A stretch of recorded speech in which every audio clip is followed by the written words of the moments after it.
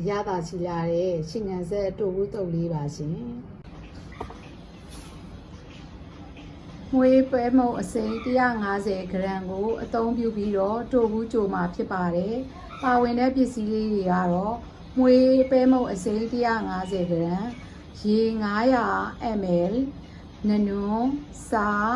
အရသာမှုတ်တကြားစီထမင်းစားဆုံးတစ်စုံတို့ကိုထည့်မှာဖြစ်ပါတယ်ရှင်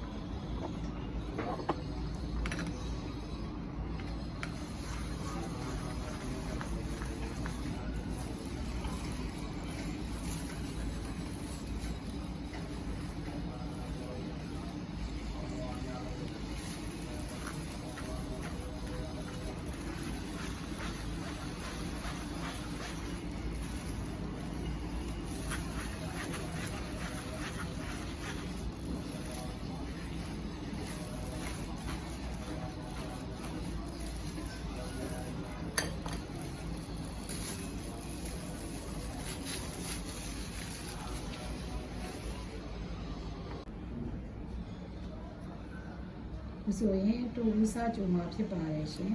။ဦးရဲကိုလောင်းထည့်ပါမယ်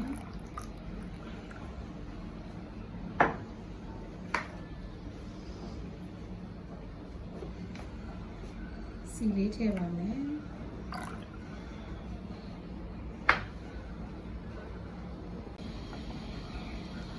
စားပြီးတော့ကြိုပါတော့မယ်။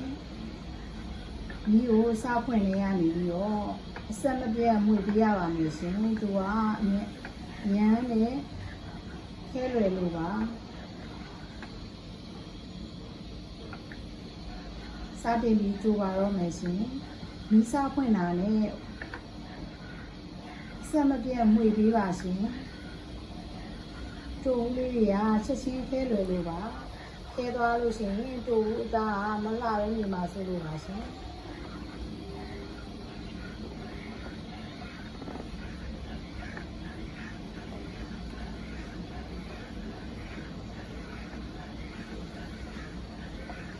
တိုဘူးစားထည့်တာနဲ့အဆက်မပြတ်လေးမှုပေးပါရှင်တိုဘူးစားကြိုတာနဲ့အဆက်မပြတ်မှုပေးပါရှင်ဒီပူချိန်ကြောင့်ချက်ချင်းတိုဘူးသားလေးတွေကခဲသွားနိုင်ပါတယ်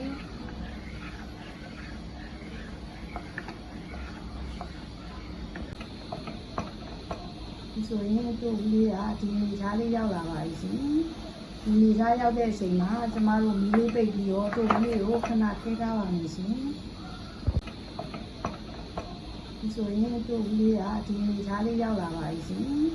ဒီနေသားရောက်တဲ့အချိန်မှာကျမတို့မီးလေးပိတ်ပြီးတော့တိုဘူးလေးကိုခဏခဲထားပါမယ်ရှင်